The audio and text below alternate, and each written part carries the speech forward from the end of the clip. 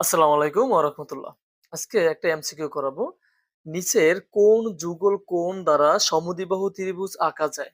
এখানে যেহেতু বলা হয়েছে কোন যুগল কোণ দ্বারা সমদ্বিবাহু ত্রিভুজ আঁকা যায়। আমরা জানি যে একটা সমদ্বিবাহু ত্রিভুজের ২ টা কোণ সমান থাকে। কয়টা কোণ সমান থাকে? ২ টা কোণ সমান থাকে। তাইলে এখানে দেখতে হবে যে কোন ২ টা কোণ দিয়া একটা কি আঁকা যায়?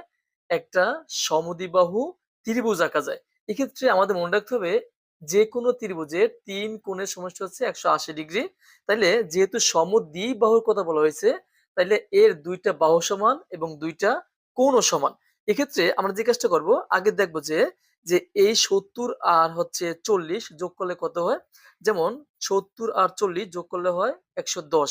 তাহলে ১৮০ থেকে যদি আমরা ১১০ মাইনাস করে দেই, তাহলে ০ থাকে ৭, ৭০। তাহলে এখানে ৭০ ডিগ্রি, এখানেও ৭০ ডিগ্রি। তাহলে কি ২ টা কোণ আমাদের কি হয়ে গেল? সমান হয়ে গেল। তাহলে আমরা জানি একটা সমদ্বিবাহু ত্রিভুজের ২ টা কোণ সমান থাকে। তাহলে এখানে আছে ৭০ ডিগ্রি, এখানে আছে ৭০ ডিগ্রি। তাহলে এটা আমাদের এই ক নম্বরটা দিয়া একটা সমদ্বিবাহু ত্রিভুজ আঁকা যায়।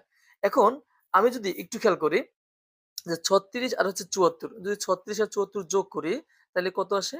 এই ৩৬ আর হচ্ছে ৭৪, তাহলে এখানে আসে ০, ৭ আর ৩ ১০ আর ১ ১১, ১১০।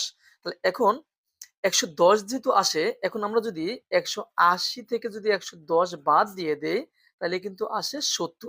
তাহলে এখন দেখো এখানে পাচ্ছি এখানে পাচ্ছি ৩৬, ৭৪ আর হচ্ছে ৭০। কারণ একটা সমদ্বিবাহু ত্রিভুজ হয় না। কেন হয় না?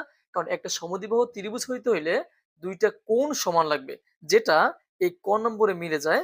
কারণ এই ক নম্বরে ৭০ আর হচ্ছে ৪০ যোগ করলে হয় ১১০। ১১০ যদি হয়, ১৮০ থেকে ১১০ যদি বাদ দেই, তাহলে কিন্তু ৭০ ডিগ্রি আমরা পেয়ে যাই। যদি ৭০ ডিগ্রি আমরা পেয়ে গেছি, তাহলে এখানেও ৭০ ডিগ্রি একটা, এখানেও ৭০ ডিগ্রি একটা। তাহলে ২ টা আমাদের কোণ সমান হয়ে গেছে। তাহলে আমাদের ক নম্বরটা উত্তর হয়।